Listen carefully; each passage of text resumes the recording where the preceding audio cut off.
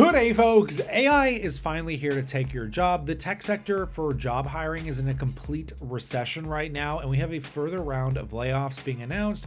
Google's offering more buyouts for staff they're cutting. Microsoft reportedly planning new round of layoffs with sales roles likely to be hit. We're seeing Amazon looking to utilize AI agents over sales staff. It appears they're soft launching its next round of layoffs. In a message to employees shared Tuesday, that Amazon CEO Andy Jassy talked highly of the company's embrace of artificial intelligence tools across its company. And don't worry, if you think this is just for tech companies, it's not. It's coming for your job next, whether you're in entertainment, driving trucks. I mean, you really got to prepare yourself and make sure you're financially ready to deal with what's coming, because the tech industry, I think, is the canary in the coal mine of what's coming for the rest of us. The tech industry is currently experiencing a white-collar recession marked by significant layoffs and slowdowns in hiring, particularly in areas like IT, engineering, and product management. If you look at Amazon, I mean, for these companies that are still growing at excessive rates, I mean, these companies are still seeing, in some cases, double-digit revenue growth, yet for the last, since 2021, Amazon hasn't really hired anybody. Alphabet hasn't really hired anybody since 2022. Microsoft did a little bit of a hiring bump by about 3%, but now we know that's probably going in the other direction. And look at Apple. I mean, Apple was on this steady hiring rate for the longest time. And as of late, it's come to its pitiful end as people wake up to the reality that AI isn't a tool. It's not like Adobe Photoshop. It's not like a pen or a paintbrush. You can't pick it up and become an artist through the tool. This is just a job replacement software, and it's AI. It's expanding into every industry. We want to hear what's going on. I saw this great video I want to react to with Andrew Yang talking about universal basic income and more. So just take a listen. Amazon CEO Andy Jassy says artificial intelligence will lead to a reduction of its corporate workforce eventually over the next few years. He wrote in a memo to employees that they should figure out, in his words, how to get more done with scrappier teams. That's nice. Joining us now, former Democratic presidential candidate Andrew Yang. It's a daunting future we have. That it is. Mr. Yang, obviously, and you've been. I said I was at was it a book party that I attended for you? A book event. 6 years ago, talking about this on the horizon and the need. I just want to say, I think the government will intervene when two major industries get wiped out. And I've said this multiple times. The trucking industry, I think, makes up over 4% of jobs in the United States. And the adult film industry is the largest GDP grossing, revenue generating entertainment industry. And that's content we well know could easily be translated into a prompt and crapped out of an AI algorithm. But man, this is happening everywhere. And you kind of got to stop getting comfortable. Like, I feel like every time I get comfortable with my job or anything, I got to keep waking up that I need to understand these tools, how to implement them, and just be prepped and make sure I'm investing in these companies, because right now, as they go through these efficiencies, these layoffs, these margin expanding periods, the only people that are going to win are the shareholders. For maybe even back then, universal basic income, I guess at this point you're thinking, wow, it's accelerating faster than you even thought. Yeah, it's here even faster than I'd imagined back in 2019 and 2020. And I talked to CEOs who are replacing thousands of customer service workers with AI, entire design departments, even coders are being supplanted. And Becky and I were just talking about how we used to tell our kids, hey, if you major in computer science, you'll be good to go. And now those graduates are having a hard time finding jobs. It's starting to appear in the numbers for recent college graduates and entry-level white-collar work.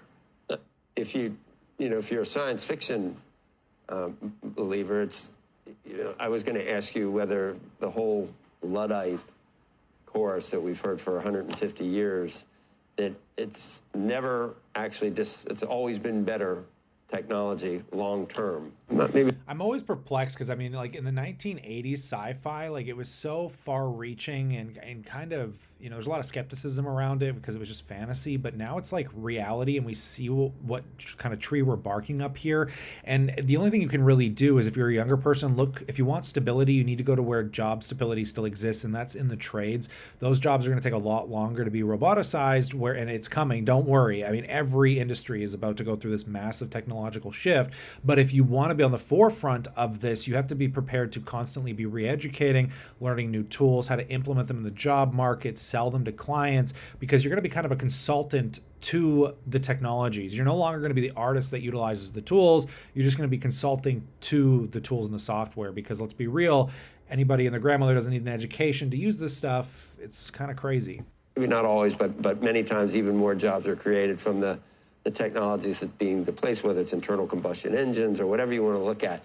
You would argue this time is different with AI, and then it's not. I mean, then if you, like I said, science fiction, not just displacing us from work, but maybe just displacing us altogether 100 years from now.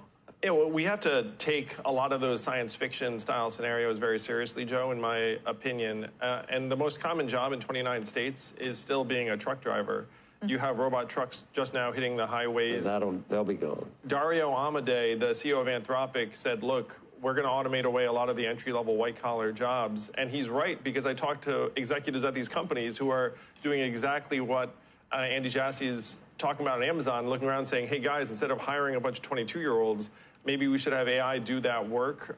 So I fear for the next generation, because all of the experience that maybe we got in our 20s and 30s, there might not be that kind of ladder available to them. Look, Andy Jassy said that he wants employees to kind of take advantage and learn how to use AI, learn how to do their jobs better, maybe make things easier. Maybe it takes care of some of the grunt level work you don't like doing, but it allows you to have more space and room to do things creatively. Should we be afraid of that? It's not that we should be afraid of it. It's that the fact that one person without an education can do the job of 10 people in a lot of different cases. And it's really scary when you look abroad, where you see places like China that are highly resilient in manufacturing, and those jobs will eventually be automated. And when you can make a robot that is cheaper than second world, third world laborers, which is crazy to consider, do we bring up the entire world into this new age of efficiency, the age of abundance, or does all these other worlds collapse as their employment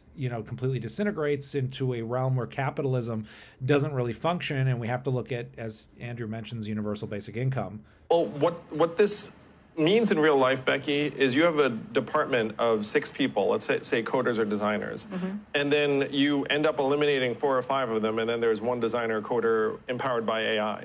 So there's going to be a beneficiary in the organization, but you're just not going to need as many people in that department, and that's going to play out over and over again. Pope had some interesting things, and he's getting involved.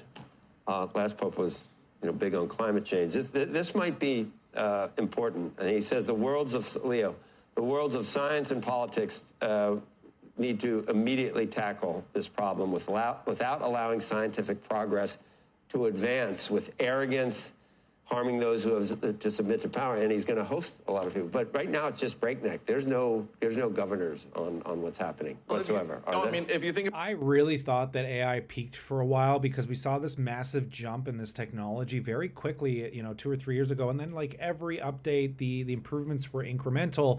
But now with the recent updates of Google and VO3 and just what a new leap that was in this technology, like we can see a defining place this is headed toward, and it's coming way quicker than, again, I think many of us initially anticipated, to the point where it's going to be a political debate on, do we let these entire industries lose their jobs? Because again, these people are the backbone of the economy. In the next, they're saying by 2027, like 25% of jobs could be lost in the United States. And those people, how do they get a new job? How do you supplement that? This isn't like, a new tool came out, you can use the tool and inspire a whole new generation of jobs. That's not what's going to happen here. think about the incentives of the individual firm. It's just to go as fast as possible, because there's like a bit of an arms race in terms of compute. Literally. And the data and the model. Literally. And then they'll look up and say, our competitor is China, so I got to go. The question is, what happens to people? And I'm someone who, look, I'm not anti-progress, anti-innovation. I think all of that stuff is very positive, but you have to be clear-eyed about the impact on people, on organizations, on workers. And in my estimation, this fourth industrial revolution is the most dramatic thing that's happened to our society in history. AI might be the most radical breakthrough in human history. And so we have to think much bigger about that allows more spare time, that allows people to, we become so rich from AI that maybe you can do UBI, and not everyone has to work 5 days. You gave me a thumbs up. Is that the answer for you? To me, that is the answer. The question is, how do we get from point A to point B? Because right now, the beneficiaries of AI are going to be a small handful of firms, and then the average 22-year-old or truck driver or whatnot is going to be just looking around saying, where did my job go? And they're not going to be experiencing that kind of value. That, to me, is what government and politics are for. That's what got me into the Democratic race. Yeah, to a major extent, I'd have to agree here because it's just really hard for the older generation to find a new job that might just be prepping for retirement. But at the same time, if you're younger, if you're like me, if you're looking at the investing class of things, you need to be buying these companies because there's only a small handful that have the monopoly on it. They're already monopolies in and of themselves. But man, people that keep thinking the market's overvalued, I kind of laugh a bit because it's just like, you know what's going to happen in the next 5 or 10 years? Margin expansion. And when margin expands, revenue doesn't really need to change that much, but you can't have a ton of unemployment because the people you're employing are the ones you're giving the money to that are buying and using a lot of these products. You lose a quarter of the working population to this stuff. You could see some massive change. I don't know. It's going to be really perplexing.